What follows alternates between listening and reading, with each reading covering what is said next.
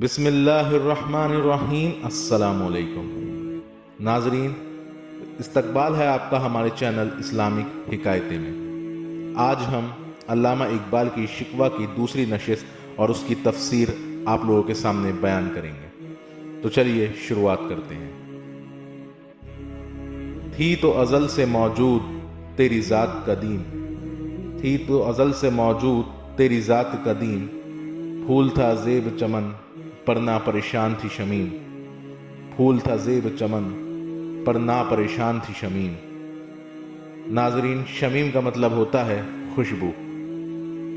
اللہ تعالیٰ کی ذات تو ازل سے ہی موجود تھی اور ذات باری تعالیٰ ہی قدیم ہے، یعنی یہ کائنات بننے سے پہلے ہی اللہ کی عظیم ہستی موجود تھی۔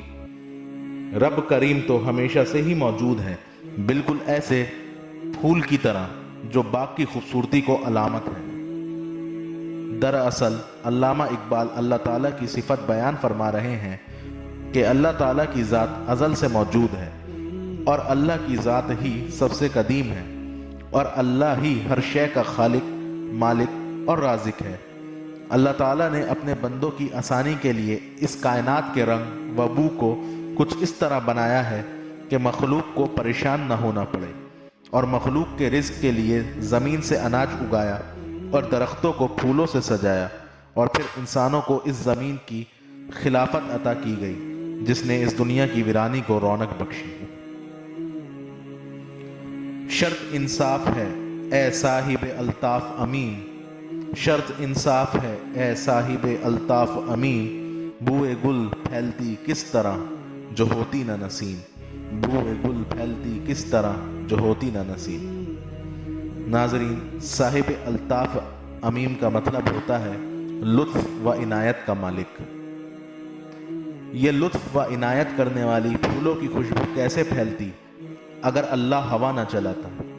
یعنی اے اللہ، تو ہی فرما دے کہ اگر ہوا نہ چلتی تو تیری خوشبو سے کون واقف ہوتا؟ تیرے محبوب صلی اللہ تعالی علیہ وسلم کی امت تیری خوشبو کو پھیلانے کے لیے ہر جگہ دوڑی پھرتی ہے۔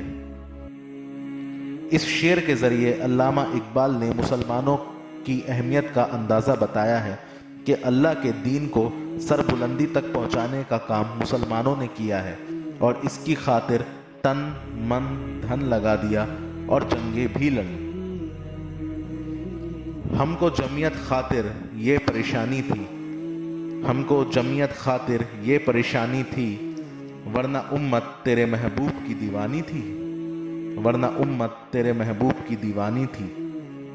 ناظرین، جمعیت کا مطلب ہوتا ہے، جمعیت خاطر کا مطلب ہوتا ہے اطمینان قلب۔ ناظرین، شعر کا مطلب اور تفسیر کچھ اس طرح ہے۔ علامہ اقبال فرماتے ہیں، اے اللہ، ہمارے سکون و قلب کے لیے تو نے یہ سب سامان کیا، ورنہ محمد صلی اللہ تعالی علیہ وسلم کی امت دیوانوں کی مانند در در کی خاک چھانتی پھرتی۔ یعنی تیرے دین کو پھیلانے کا کام ہمارے لیے سکون کا باعث بنا۔ بے شک تو نے ہی مسلمانوں کو اس مقصد سے نوازا۔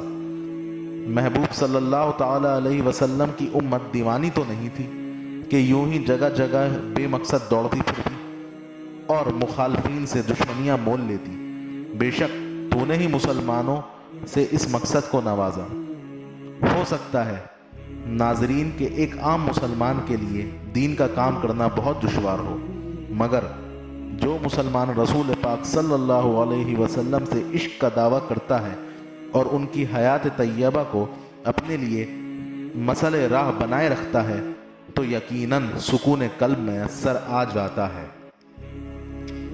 پہلے تھا عجب تیرے جہاں کا منظر، ہم سے پہلے تھا عجب تیرے جہاں کا منظر، کہیں مسجود تھے پتھر کہیں معبود شجر، کہیں مسجود تھے پتھر کہیں معبود شجر۔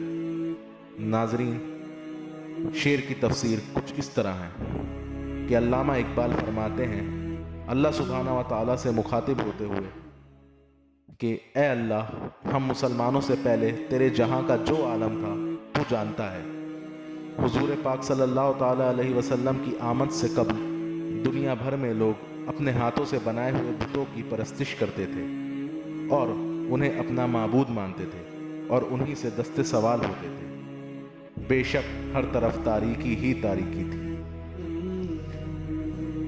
خوغرے پے کر محسوس تھی انسان کی نظر، خوغرے پے کر محسوس تھی انسان کی نظر، مانتا پھر کوئی اندیکھے خدا کو کیوں کر۔ ناظرین، خوگر کا مطلب ہوتا ہے کسی چیز کا عادی ہونا۔ ناظرین، شعر کی تفسیر ملاحظہ فرمائیں۔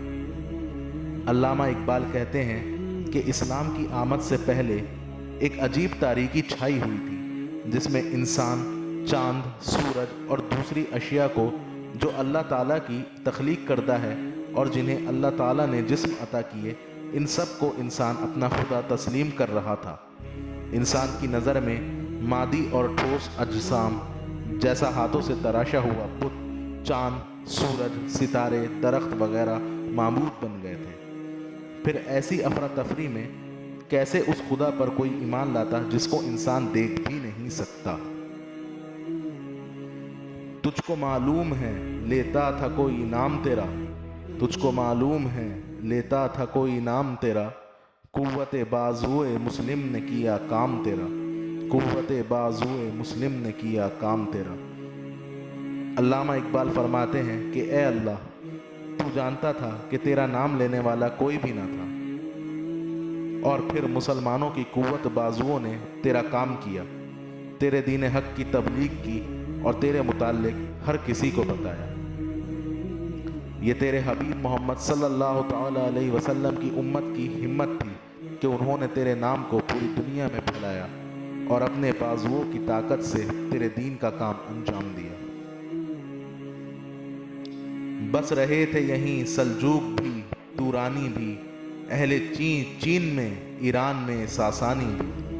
ناظرین، علامہ اقبال اس شعر میں تاریخ کے بارے میں بتاتے ہوئے کہتے ہیں کہ اس سرزمین پر مشہور ترک قبیلہ سلجوق بھی آباد تھا جو کافر تھے، اگرچہ بعد میں یہ قبیلہ مسلمان ہو گیا تھا، اور بعد میں اس سلجوق قبیلے نے وسعتی ایشیا میں حکومت بھی کی۔ اس سرزمین پر ترکستان کے باشندے بھی رہتے تھے جو بت پرست تھے اور ایک خدا پر ان کا ایمان نہ تھا۔ اس زمین پر ایک بڑا رقبہ چین ہے اور چین کا بھی ایک خدا پر ایمان نہیں تھا۔ اس زمین پر ایران کے مشہور ساسانی خاندان نے بھی حکومت کی، اور اسی ساسانی خاندان کے خسرو پرویز نے حضور صلی اللہ تعالی علیہ وسلم کا مکتوب پھاڑ دیا تھا اور توحید کے پیغام کو ٹھکرا دیا تھا، اور اسی پرویز خسرو کے بارے میں محمد صلی اللہ تعالی علیہ وسلم نے فرمایا تھا کہ اس نے میرے مکتوب کو نہیں بلکہ اپنی حکومت کو پارا پارا کر دیا۔ اس پرویز خسرو کی حکومت پھر حضرت عمر رضی اللہ تعالی عنہ کے زمانے میں ڈھہ گئی اور ساسانی خاندان تباہ اور برباد ہو گیا۔ اسی معمورے میں آباد تھے یونانی بھی، اسی معمورے میں آباد تھے یونانی بھی، اسی دنیا میں یہودی بھی تھے نصرانی بھی، اسی دنیا میں یہودی بھی تھے نصرانی بھی۔ ناظرین، شعر کی تفسیر کچھ اس طرح ہے کہ علامہ اقبال فرماتے ہیں کہ اس زمین پر یہود اور نصارہ بھی آباد تھے جس کو راہ حق پر لانے کے لیے اللہ سبحانہ و تعالیٰ نے انبیاء کرام بھیجے، پھر بھی انہوں نے اللہ تعالیٰ کی بات ماننے سے انکار کیا اور آپس میں اقتدار کے لیے جنگیں شروع کر دی۔ ناظرین، آج کی ہماری اس نشست میں فی الحال اتنا ہی۔ اگر آپ کو یہ ہماری نشست پسند آئی تو ہماری اس ویڈیو کو لائک کیجئے، چینل کو سبسکرائب کیجئے اور بیل آئیکن دبانا بالکل بھی نہ بھولیں تاکہ مزید ہماری آنے جانے والی ویڈیو آپ لوگوں کے سامنے آتی رہیں۔